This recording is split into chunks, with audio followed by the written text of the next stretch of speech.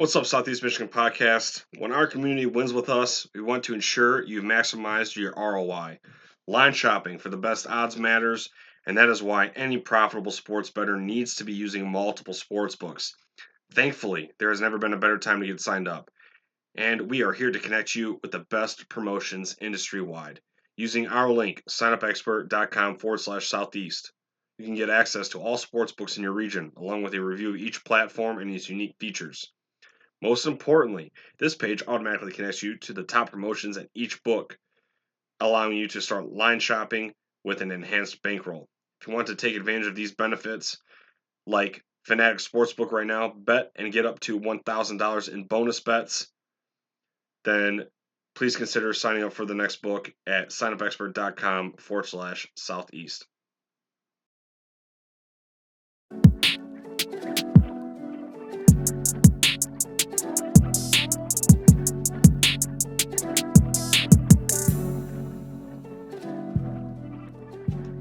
What's going on, Southeast Michigan Podcast? Daniel back here with you, and back-to-back nights, back-to-back days.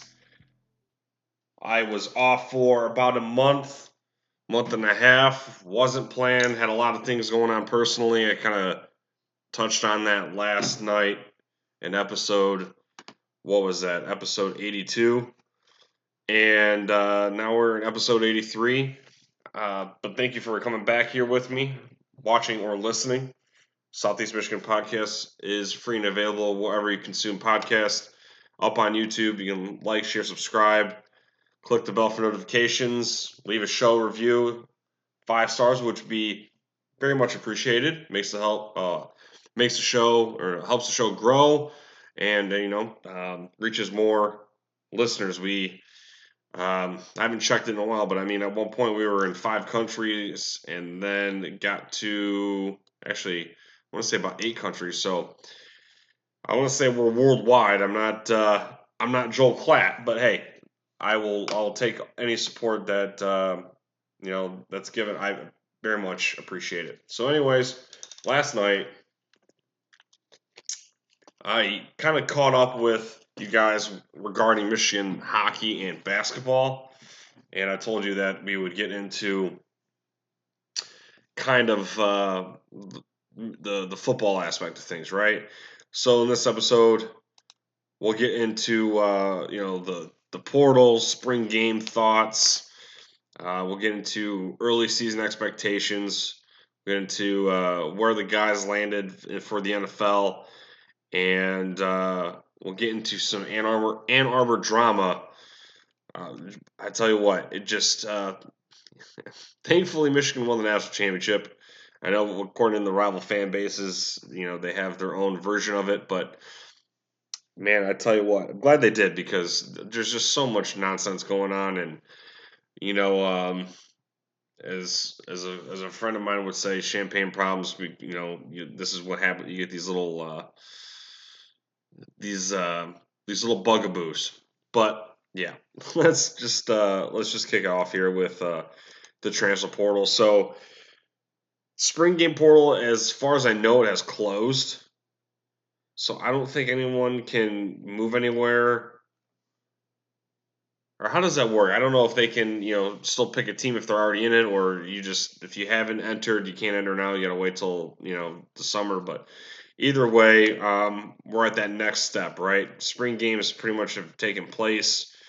Michigan's lost guys. They've added guys, most notably the offensive line, wide receiver room, and the running back situation. We've seen Taviero Dunlap leave.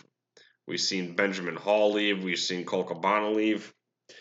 And Michigan has kind of tried to pick up the pieces with the incoming freshmen and some guys that they've recently picked up in the portal. So let's start here. We'll work our way from the bottom to the top here.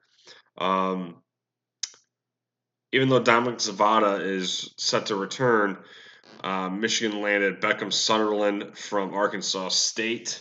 He's a freshman place kicker. So, Adam Samaha, obviously a local kid, committed last year. And then Dominic Zavada kind of took off with it and ran with it. Samaha left for North Carolina to play for Bill Belichick and his 26-year-old girlfriend, right? But Sunderland, yeah, coming in from Arkansas State. You got John Volker, which was one of the two running backs they linked up with, 3-star in the transfer portal rating from On3. 6 foot 210, and the other one was C.J. Hester from UMass, 5'11", 180, another 3-star rating, but essentially just depth pieces. A little bit smaller dudes. I mean, John Volker's 210, but C.J. Hester's 180. Is more of a. I hate using the term scat back because it just sounds dirty, but you lose 3 guys. You got to fill the hole somewhere. But yeah, Ben Hall is going to North Carolina. Jason Hewlett, which was a 3-star high school recruit, linebacker, 3-star On3 rated transfer. He's off to Boston College, it looks like. Merrick Kumba, a sophomore edge in the Michigan pad. He is now off to Central Florida. And what was the other one? Keyshawn Bennett, senior defensive end. He's in the portal, has got no new landing spot just yet. So here, Michigan also picked up another kicker, Luke Bauer, junior from Missouri. So they got the kicking situation down because I know the punter spots pretty much. I mean, we're locked in there. But some of the departures that I thought I kind of scratched my head at. One was Jane McBurrows. He's a senior from Fort Lauderdale. He's had some rough games in recent memory. Got better as the season went on last year. It just seemed like September, October of 2024 just felt like he's just wearing cement buckets on the end of his legs, especially in open space. But Wink Martindale got better as the season went on. His defense got better as the season went on. And part of that was Jaden McBurrow's development. But he is on his way out, which kind of thins out the herd in the secondary. That's a position group where it can be really good if guys make a name for themselves, or it can be a liability unless proven otherwise. Of course, Amarian Walker is in the portal. He entered mid-April. As of this recording, it's April 30th. On3 has got him entering on the 16th. So he comes to Michigan as a recruit, leaves for Ole Miss for a season, basically plays almost nothing because of an injury, comes back to Michigan and makes another position switch, and we just never seen him again. Basically, I mean, for maybe like a play, right? And there's just one play. So he's on the move again. So, best of luck to whatever, and, whatever happens, right? But out of that, nobody knew, per se, in terms of the portal. And, you look here, I'll pull this up too if you are watching. I don't know if, I don't know how it's going to look on your end because it pretty much takes up the whole screen. So I've shouted this dude out before, but Double BB on Twitter, at BB's Big House 1. Always cool to show the graphics he pulls up, especially dealing with the recruiting and depth chart. It's nice, nice on the eyes. Okay. I'm not going to go through every one of these positions, but for the positions, the groups that we just talked about now, let's just, for example, look at the running backs. I mean, it is with Volker and Hester. I mean, you got 1, 2, 3, 4, 5, 6, 7 backs that are going to be all battling to get playing time.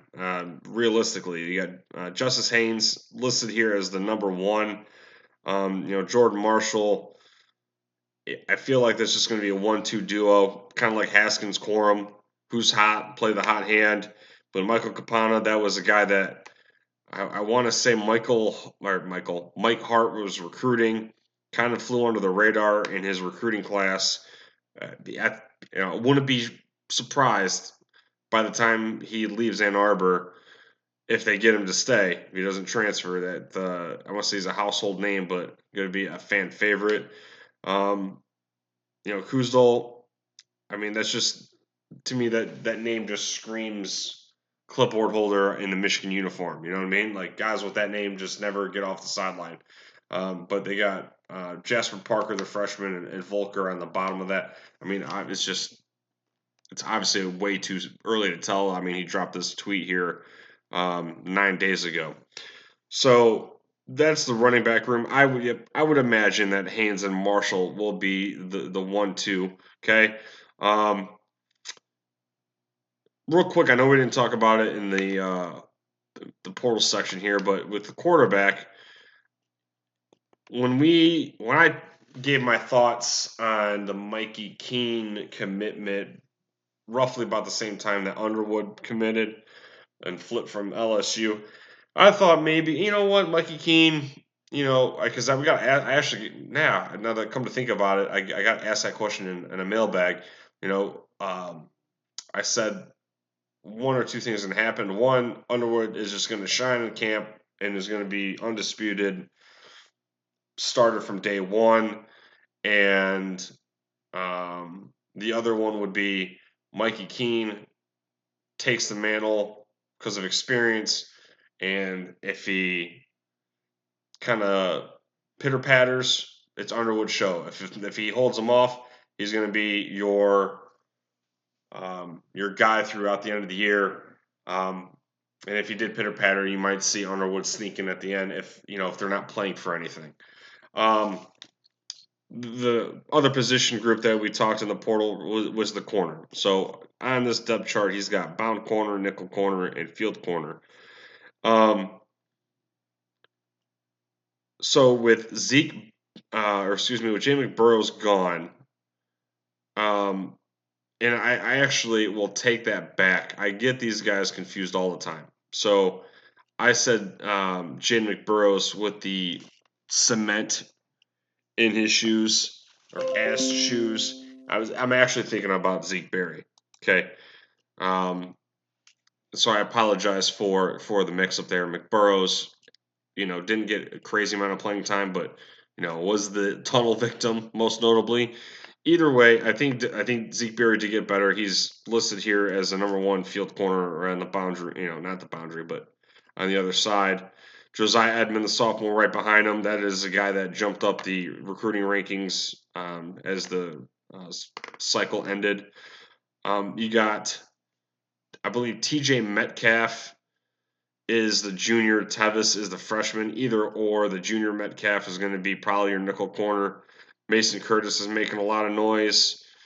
And then Jair Hill's on their side. You hope that Jair Hill plays off of the end of last year. If we get September Jair Hill, we're going to be in some really big trouble because behind him is a lot of question marks. You got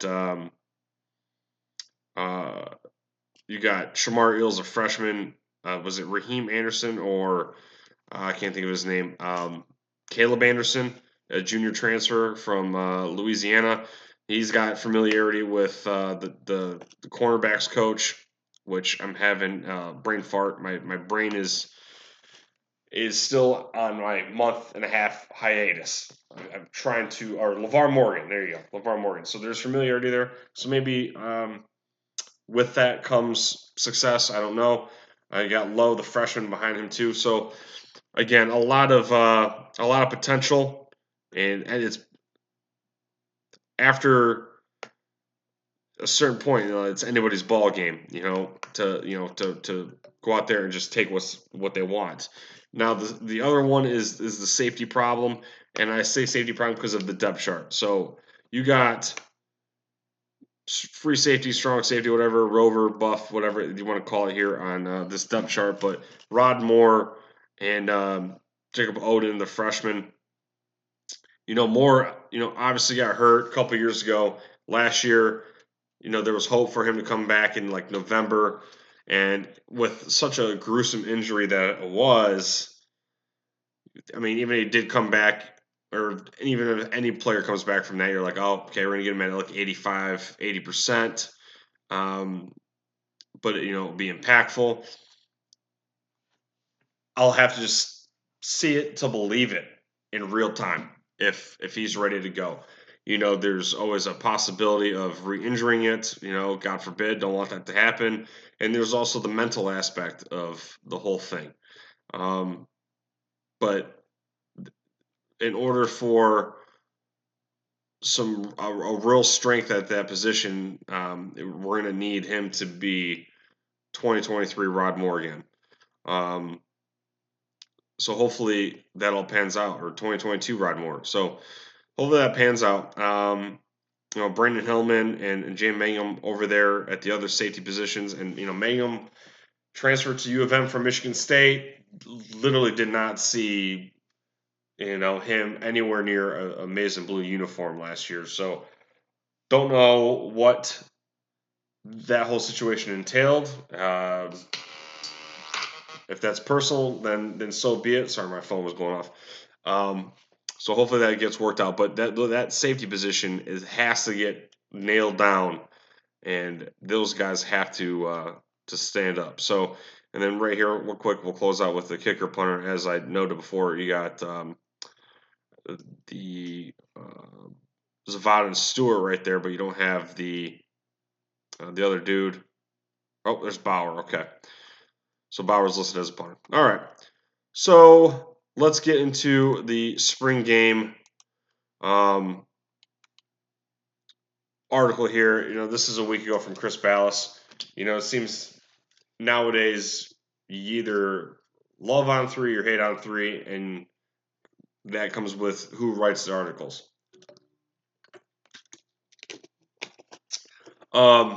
Let's go ahead and read this real quick. Michigan football spring game stats, big games for running backs. I did not go to the spring game. I didn't watch it on YouTube. I didn't really get past the first quarter or whatever. It doesn't. I love football, right? I have a podcast for Michigan football. It's dedicated to that. I just don't love it enough anymore to spend a Saturday watching a scrimmage. It doesn't appeal to me anymore. Back during the Brady Hoke era, there was a lot more things to do. It feels like.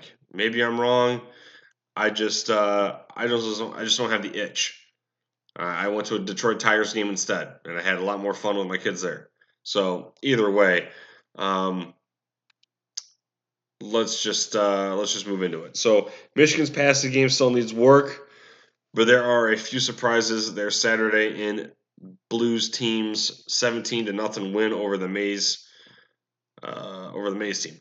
Bryce Underwood completed 12 of 26 for a 187 and a touchdown, an 88-yard double flea flicker to tight end Jalen Hoffman on the game's last play, along with an interception, but also had a few passes dropped in his Michigan debut.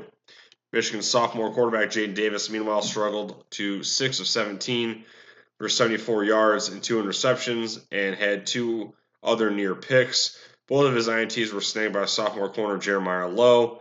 Including an out, he jumped on the sideline. The Wolverines' projected starting receivers didn't play much, which didn't help the passing stats. Indiana transfer Donovan McCauley hauled in a 25-yarder on a nice throw from Davis for the Maize team, but Davis's second longest reception, 20 yards to Logan Forbes, came on a tipped ball, a fortunate bounce. Davis had one long ball down the right sideline that hit Peyton O'Leary's fingers, but the veteran couldn't haul it in. Underwood, meanwhile, found a surprising target in former Michigan walk-on Jalen Hoffman. With Hogan Hansen out, banged up, we've heard. Hoffman took advantage with 7 receptions for 148 yards, including the 88-yarder. Sophomore Channing Goodwin hauled in 3 catches for 23 yards, including a 15 and a 7-yarder to the left side in front of the corners for nice gains on one drive. Underwood had at least 2 balls dropped, including a well-placed right sideline bomb off freshman Jamar Browder's hands.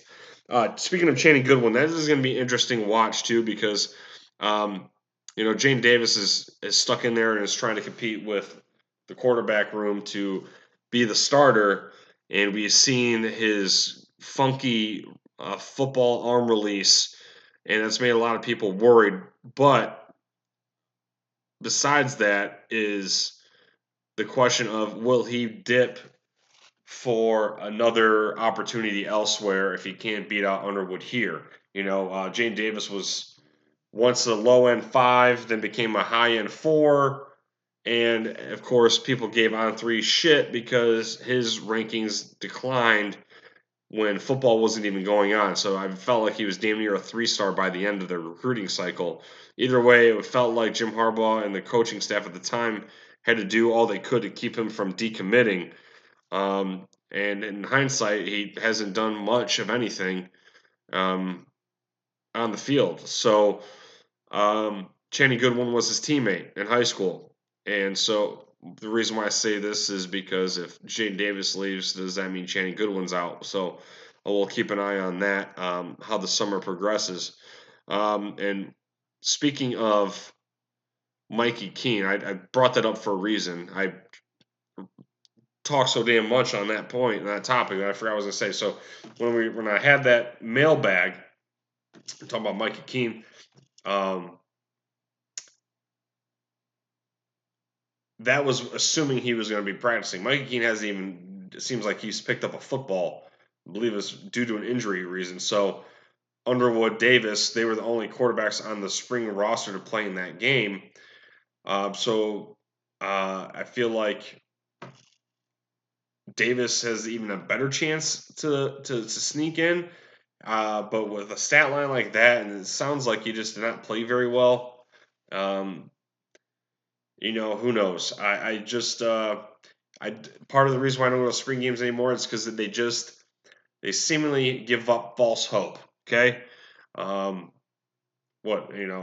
Walker's, the Peyton O'Leary's, you name it. There's just been spring game heroes, and you just never hear of it afterwards. So let's continue on here. Michigan Mays team sophomore Jordan Marshall carried only 6 times for 9 yards in a limited role, but his backfield competition, Alabama transfer Justice Haynes on the Mays, looked the part, ran for 51 yards on 6 carries, including a 26-yarder in which he bounced outside for a big gain. Sophomore Micah Capana carried 15 for 34 for the Mays in a backup role, but West Michigander Bryson Kuchtel was a surprise here. He rushed 15 times for 105 for the Mays, including a lung of 30 and a vying for number 3 honors. So there you go, Bryson Kuchtel. I wish no ill will for Bryson, but to me that just screams spring game darling. Okay, probably never going to see this dude in a game ever, and that's okay. But 15 for 105, that's just a blip on the radar, and maybe we never just see this dude again. Okay. On defense, linebacker Cole Sullivan led the Mays with 5 solo tackles and 2 assists, while corner Josiah Edmond also looked good with some nice coverage along with 4 tackles. Frosh linebacker Chase Taylor notched 3 stops and a tip ball at the line to prevent completion. Blue team corner Shamari Earls also provided some nice coverage, though he got away with a pass interference on a long pass intended for O'Leary. He registered 5 tackles to lead the Blue. Punter Hudson Hollenbeck finally did work for both teams and was solid. He punted twice for 90 yards for the Mays and 3 times for 117 on a somewhat windy day. And if you're watching on here, there's like an old screenshot of a scorecard all the way through here. I'm not going to go through everything in here. But guys like Logan Forbes catching 3 passes for 42 yards. Thomas O'Meara, Jalen Hoffman, as mentioned earlier. It's not going to matter. It's just not going to matter. So, it's cool to go out there and look at the stadium, take the younger kids. By all means, I'm not hating on people who go, but I just don't have the itch to do it anymore. So, anyways, that is going to wrap it up for segment 1. When we come back to segment 2, we'll get into way too early expectations, Ann Arbor drama, and where the boys fell to in the NFL draft.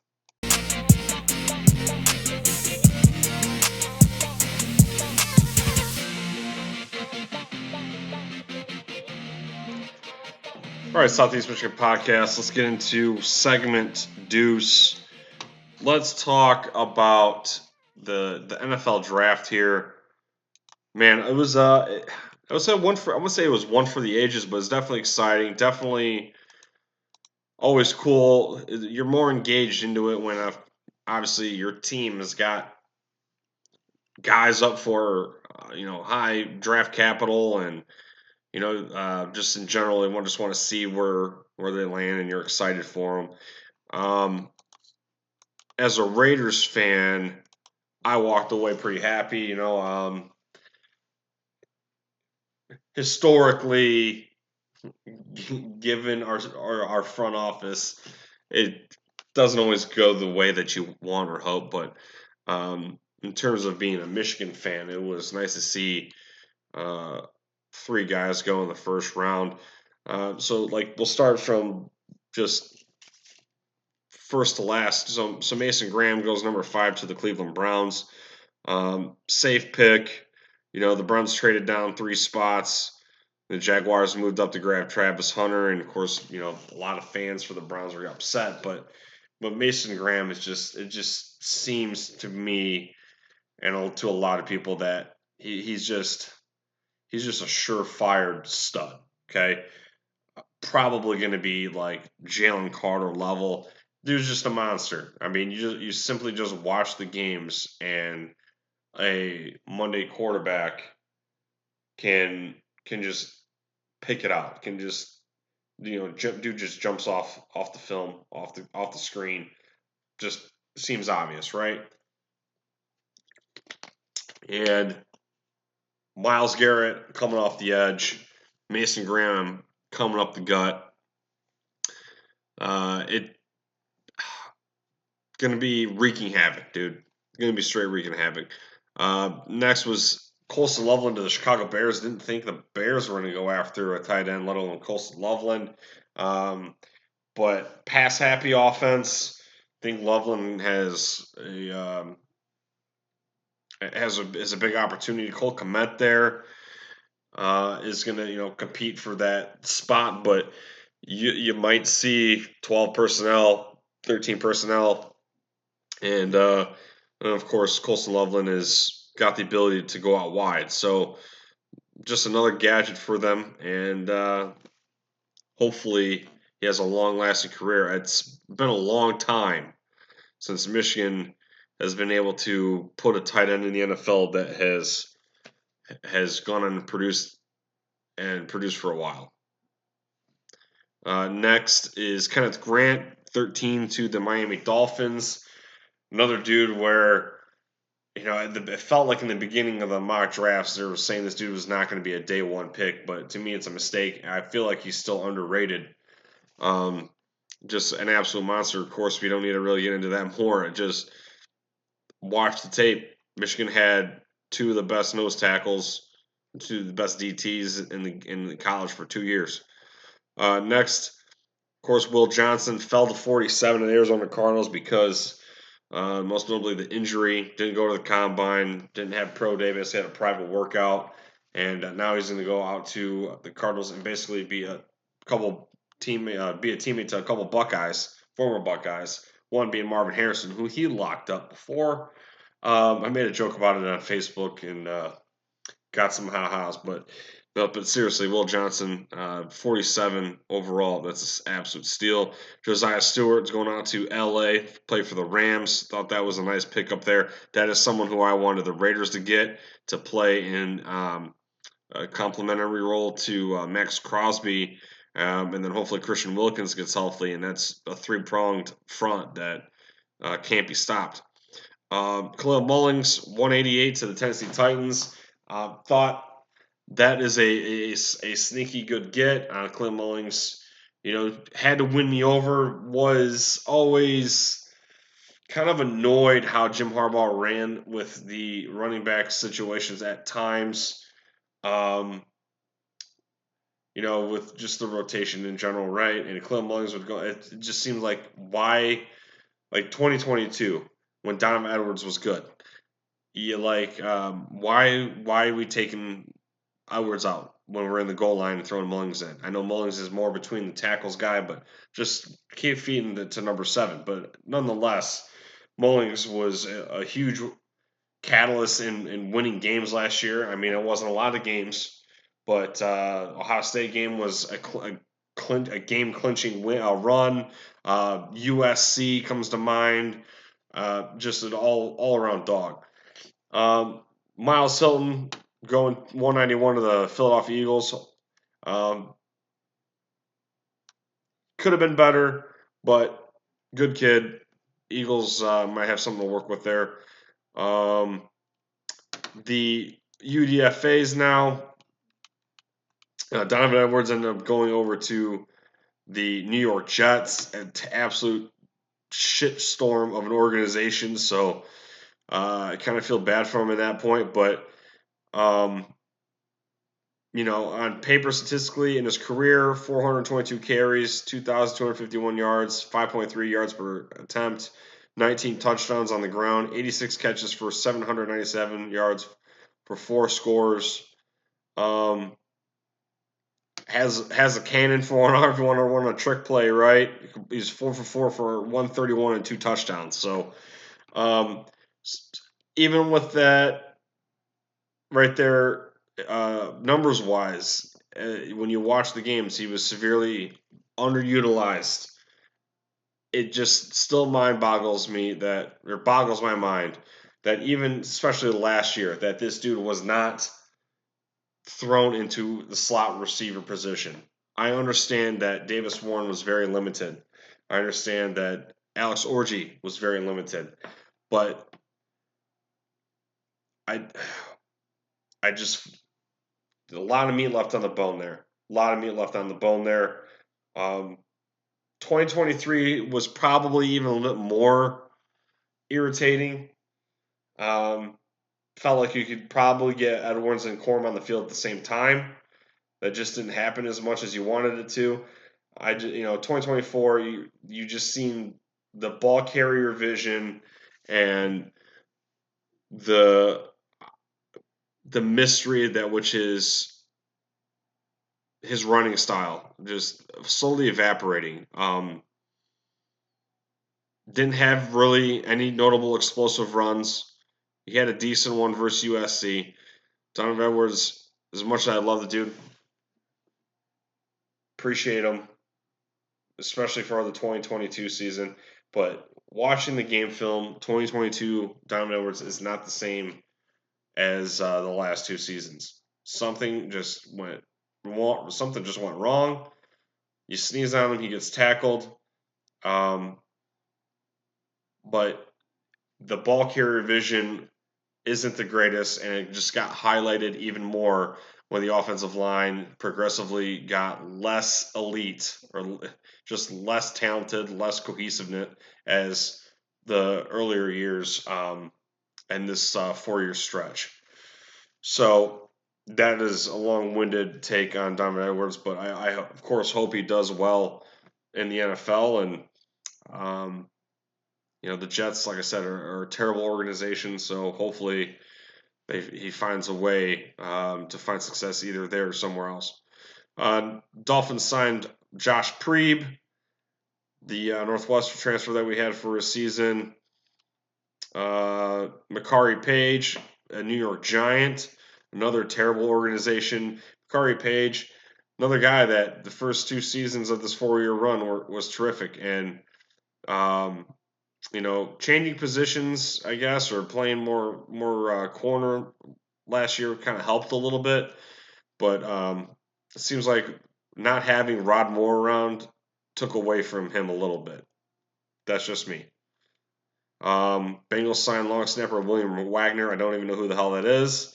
And still we have some guys that have not found a home yet. Quentin Johnson, who came back, who was declared last year, but then decided to come back. He's not found a home yet. Wesley Walker, Keyshawn Harris, Amir Hall. It's funny, all 4 of those guys are all DBs. Amir Hall, I wish we had him for one more year. I felt like he got better as the season went on as well. But Quentin Johnson and Wesley Walker, pretty sure those are COVID seniors. So they got no eligibility left. Keyshawn Harris and the other. So, yeah.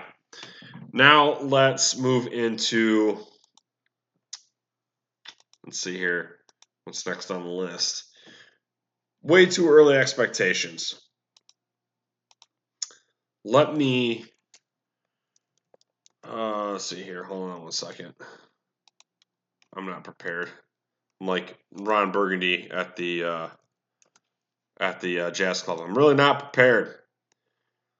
Let's see here. Let's pull up the schedule. And that's what I wanted to talk about. So, judging by what we've seen so far and looking at this 2025 schedule, I don't know if anybody has noticed, but without saying the teams or the schools are playing, home, away, home, away, home, away, home, away, home, away, away, home, Big Ten championship.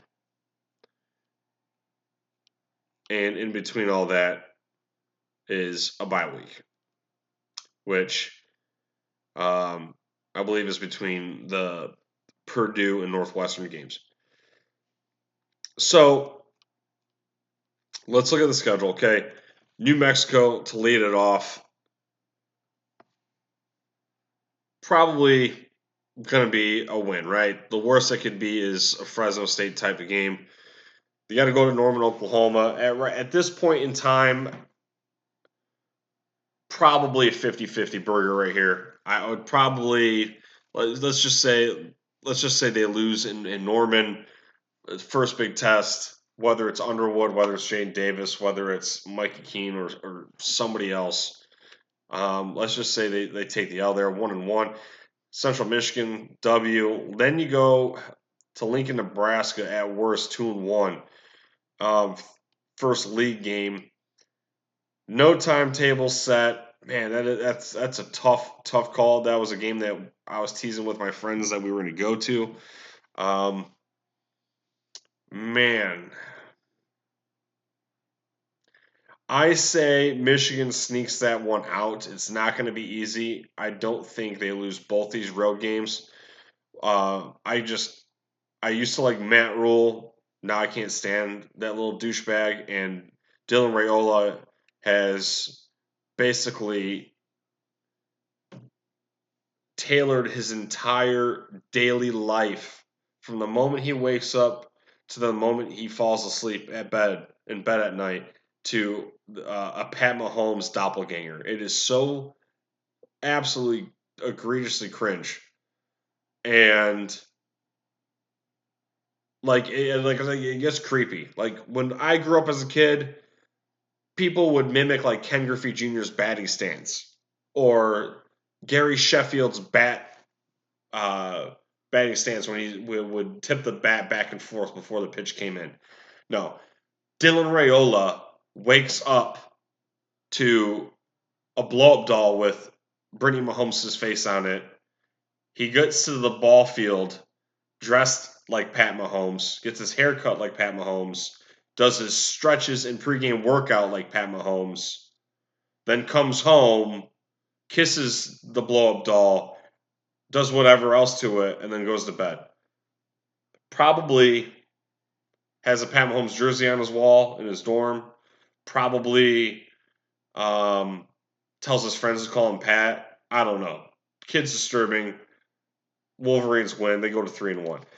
Next, they go to Ann Arbor. They come back home for Wisconsin. I think that's going to be a win too. So 1, 2, 3. We're at 4-1. Make it 5-1 in LA. I don't know. Southern Cal.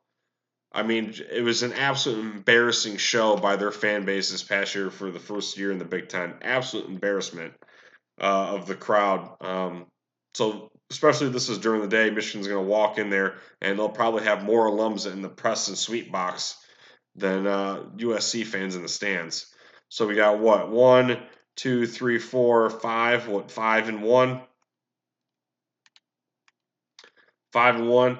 Let's go 6-1 against Washington at home. I'm going to get that revenge game back. Should beat them last year in their crib, and even if we beat Washington this year, it's not going to be a worse storm in the field like they did to us, like a bunch of cringe teenagers that they were. So 6-1. Then let's see here. 6-1 going to East Lansing.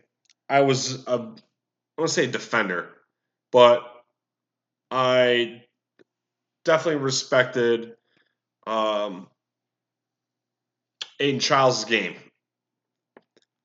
Put Michigan on the ropes in Ann Arbor last year. Spartan Stadium is weird. It's always a on the edge of your seat, uneasy feeling going into there, and it's not like I feel like it's a hostile environment, which it can be depending on the year for them, but it's just seemingly a close game, and in a flip of the coin, or flip of the switch, and you get real ugly, and all you got to do is rewatch 2021. Okay. Um, I think I think they can take them down. Man, I'm like 60-40 right now. I'll say they beat them, go 7-1. Okay, so 7-1 going into Purdue. Uh, 8-1. Not worried about Purdue. The douchey Ryan Walters is not coaching there anymore. He got fired, so we ain't got to worry about any more awkward handshakes or some pissing and moaning. Still waiting on that stadium footage of Connor Stallions and his cronies filming their games on iPhones. They said that they have aerial footage of the elaborate sign gate taking place. Haven't seen it yet. Next, we go into Northwestern 9. Um, hold on, someone's at my house. 1 second. Northwestern's going to be 9. Um, give me 1 second. My kids. All right, let's finish up this. Let's finish up the schedule. So 9-1. After the beatdown that's probably gonna take place at Northwestern, then you got to go on the road back to back here with Maryland. So probably 10-1, and then we have Ohio State. I don't really want to say Michigan is going to go 11-1. Like they're going to probably lose another game somewhere. And it sounds crazy to pick Michigan here against Ohio State as of this moment, but they have a quarterback room that needs a lot to prove. I've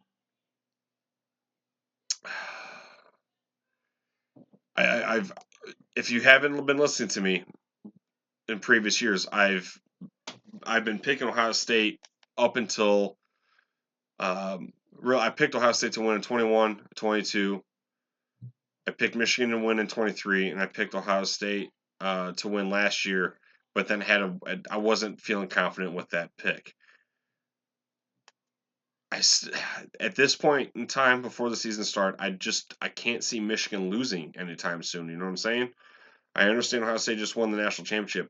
They lost a lot of guys at draft. They're always reloading, but at this moment in time, I just don't see them rebuilding. I got to go Michigan here. So this is way too early. I don't think Michigan is going to have this record, but just judging on paper, that's what I got.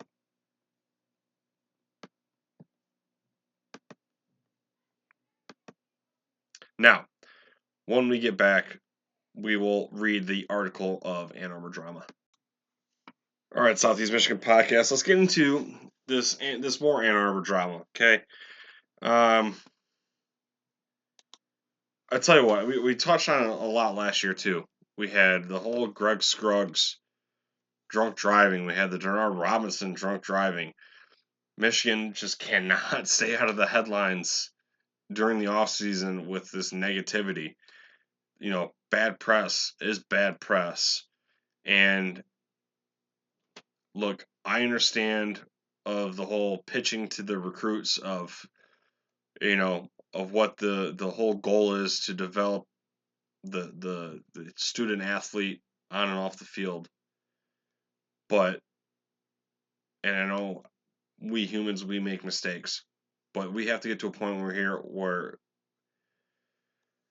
you have to practice what you preach. And the Michigan man mantra and all this, like Michigan is proven over the last few years that it's just like any other school. Um, you gotta curb this crap, and nothing new has just kind of happened. But the NCAA settled with Minter and Klingscale, and so this just adds to the list of coaches that are no longer here that have show causes, which means if they come back to the college ranks, there's going to be penalties for them. They got to serve a suspension, or they just can't come back for a certain amount of time, and what have you. And it makes me wonder. I haven't read this article yet. I'm going to read it with you, but it makes me wonder. Like, well,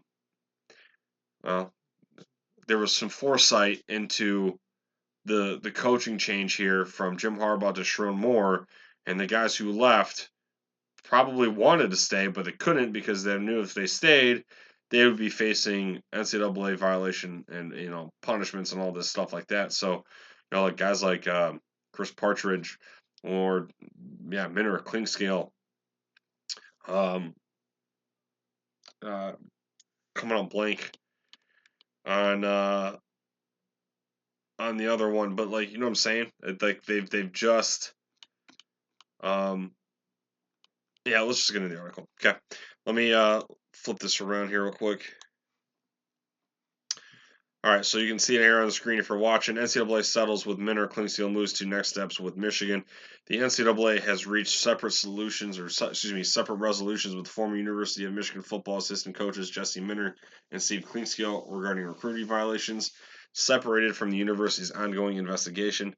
These agreements, approved by the NCAA Division I Committee on Infractions, allow both coaches to begin serving their penalties while the broader case against Michigan and other individuals continues. Minter's violations and penalties. Minter, who served as Michigan's defensive coordinator, acknowledged engaging in impersonal recruiting communications with the high school prospect before June 15th of the athlete's sophomore year, a violation of NCAA rules. Minter was aware that these early contacts were not permitted and failed to report them to university's compliance department. As part of the resolution, Minter received a one-year show cause order during which any NCAA member institution employing him must restrict him from any athletically related duties. Steve Klingscale's violation and penalties. Steve Klingscale, formerly Michigan's defensive backs coach, agreed to violations involving the provision of impermissible benefits to prospects and or their families during recruitment.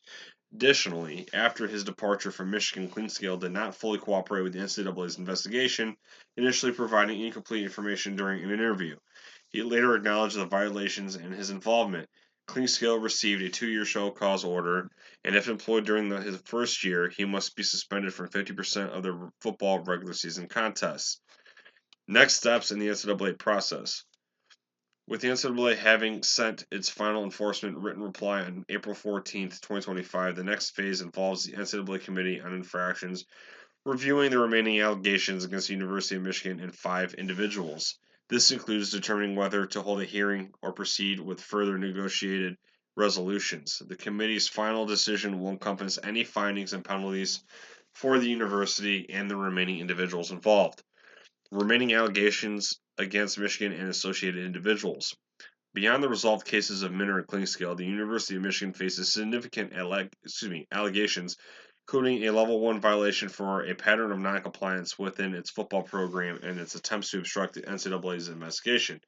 Key individuals implicated in the ongoing case include Jim Harbaugh, the former head coach, is accused of failing to promote an atmosphere of compliance and not cooperating with the NCAA's investigation, leading to a 4-year show cause order and 1 season suspension if he returns to college coaching before August 6, 2028. Now, the Jim Harbaugh one, obviously, you either love the dude or you hate the dude, and it's usually between a Michigan fan and not a Michigan fan.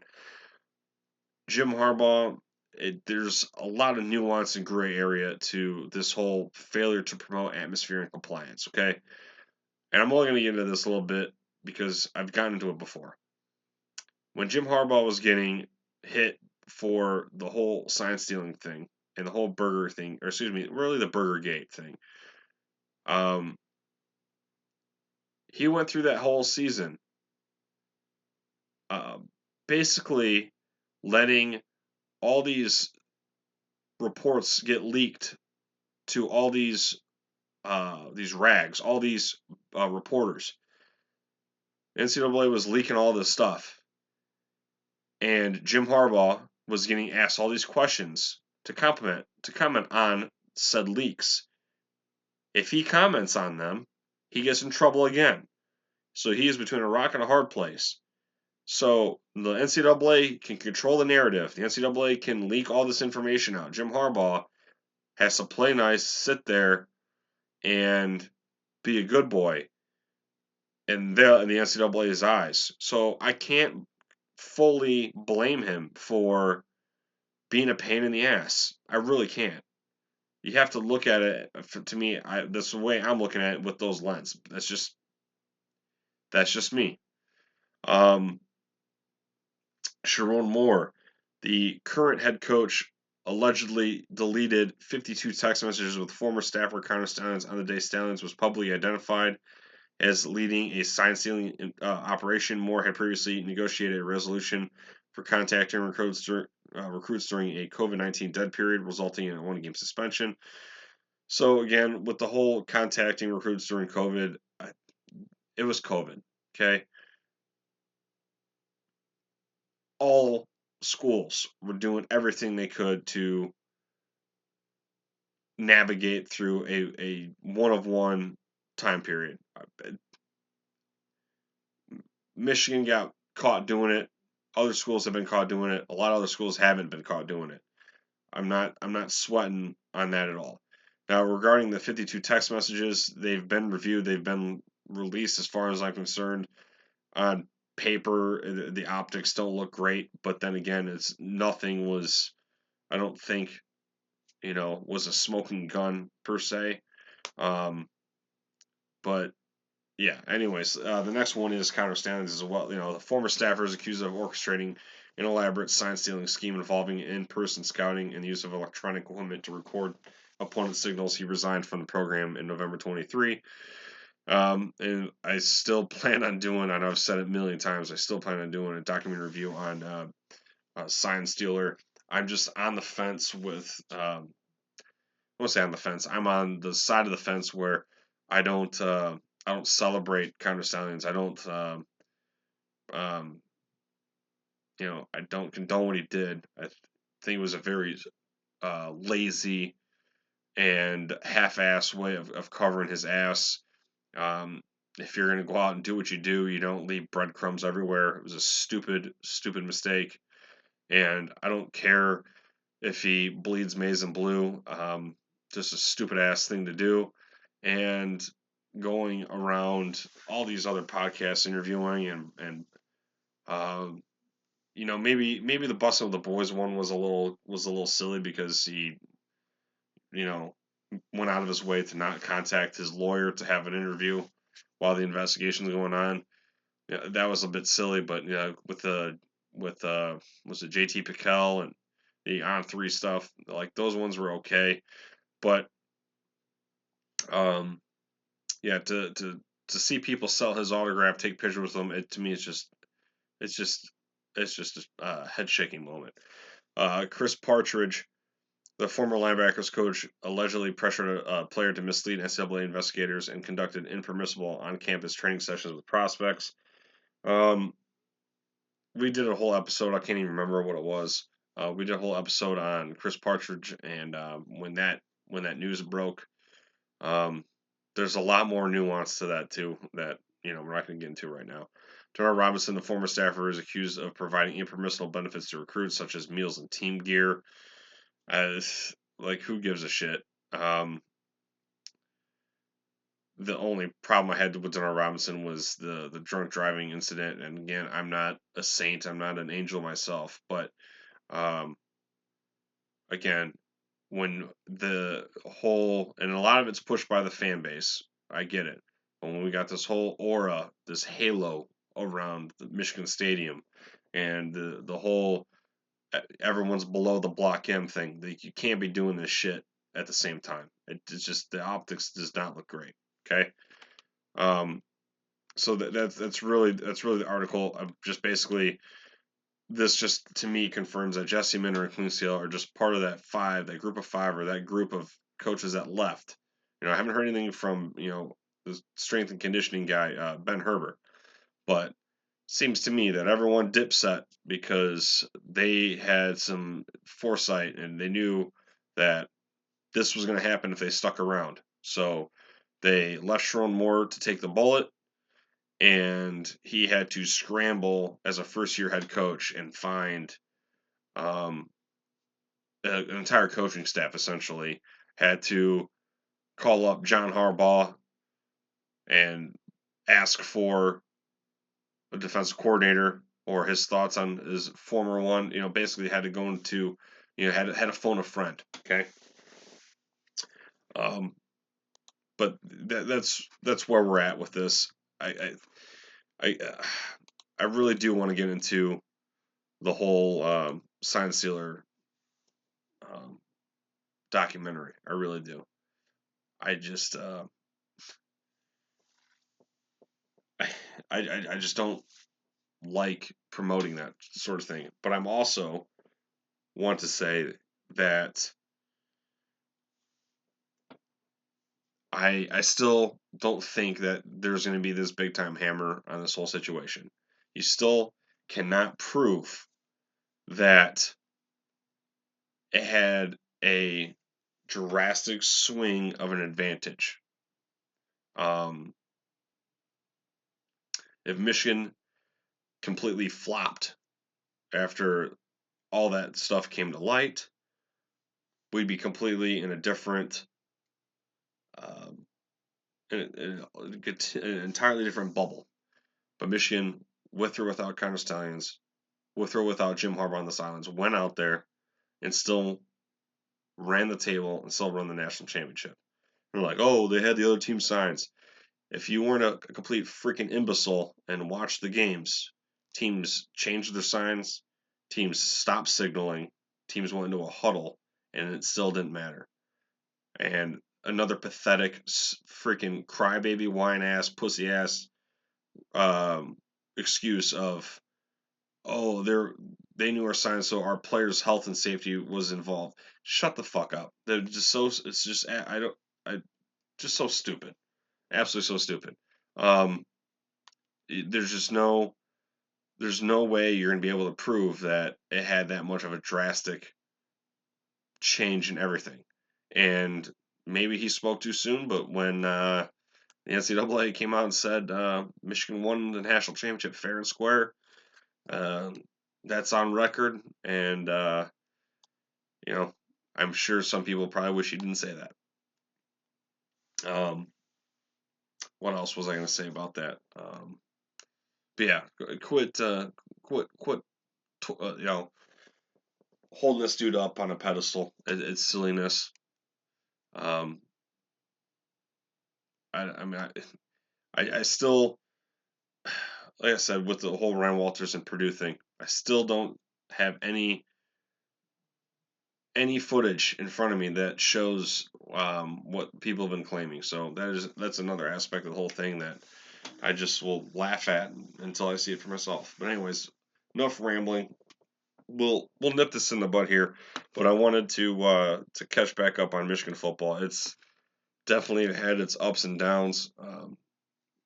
I think Michigan at this point in time, I don't see them losing this year against Ohio State. I think 5 year um, or the 5th year here in a row gets extended, but we'll see. Um, that is a way too early schedule rundown, but I did it to do it, and I don't think that'll be the record, but we'll see. Anyways, go blue, and I'll catch y'all in the next episode.